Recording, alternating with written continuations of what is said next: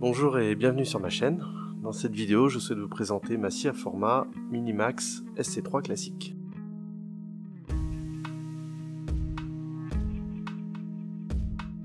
J'avais acheté la Dego Rabo FS30 classique il y a quelques années, après avoir essayé plusieurs marques.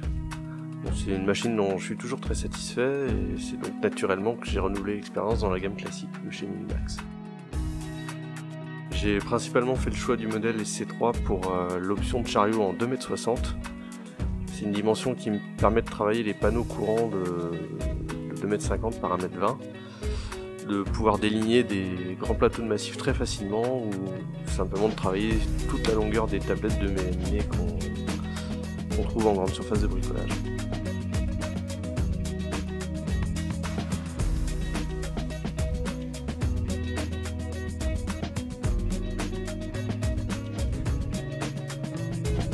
C'est une machine qui est livrée de série avec pas mal d'options, un guide avec double butée réversible et extensible,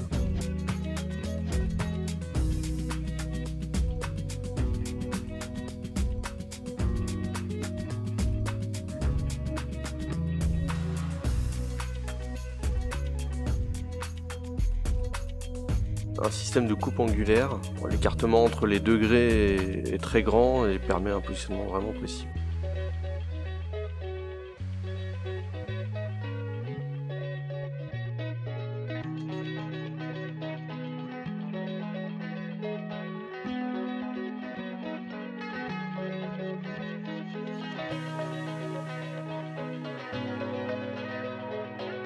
Vous pouvez voir ici une poignée amovible, je suppose que je me sers le plus, mais elle a le mérite d'être là.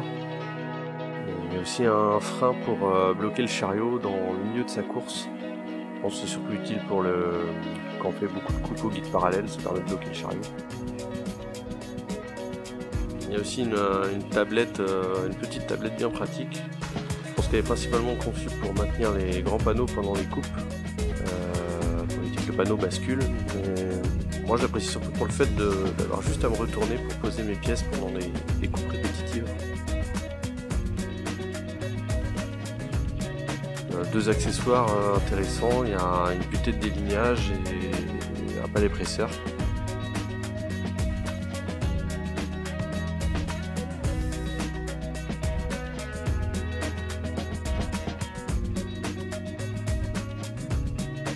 Il y a une partie guide parallèle réversible qui est bien costaud avec une molette de réglage de précision vraiment bien pensée, hein. C'est vraiment précis.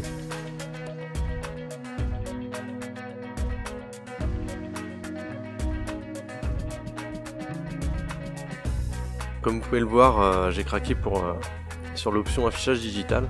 Donc, le fait de pouvoir régler précisément une coupe, le gros avantage c'est le gain de temps. Pas dans le sens où on peut régler très rapidement la dimension de coupe, mais plutôt par exemple pour des coupes répétitives, on n'a pas à faire le tour du chariot pour régler une deuxième coupe par exemple, une deuxième valeur. Sur un chariot de 2,60 m, voilà, on peut en faire des kilomètres de marche dans la journée si on n'a pas cette option là. Une simple pression sur une touche permet de changer la valeur de référence si on retourne le guide parallèle. Donc, une autre grosse option que j'ai prise, hein, c'est la cape suspendue. Donc, non seulement ça donne une bonne gueule à la machine, mais surtout au niveau aspiration et sécurité des mains, c'est vraiment confortable. Alors un petit conseil, si vous êtes intéressé par cette option, pensez comme moi à l'option de 127 cm au lieu de 90 cm pour la coupe au guide parallèle. Bêtement, ça permet de couper par exemple une tablette de mélaminé de 2,50 m en deux, mais sans être gêné par le bras. Et il y a certaines coupes qui peuvent être assez longues si vous travaillez au chariot. Forcément, le bras de la cape peut gêner dans certaines situations. Alors qu'en 127 cm, on n'a aucun problème.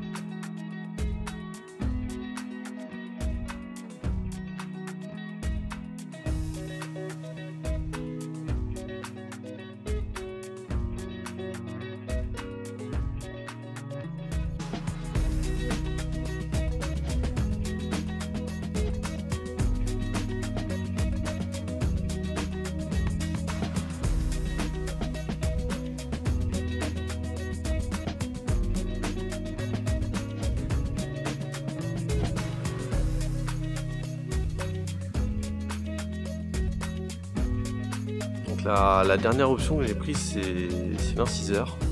Donc j'avais pas l'habitude de travailler beaucoup de mélaminés, je fais beaucoup du massif et du contreplaqué.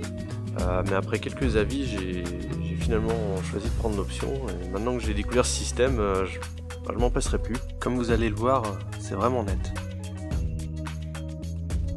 Pour résumer cette présentation, c'est une scie dont je suis vraiment content. En 2 mots, elle est robuste et précise, avec des options qui rendent l'utilisation vraiment agréable. Voilà, donc sur ces dernières images, je vous dis à bientôt.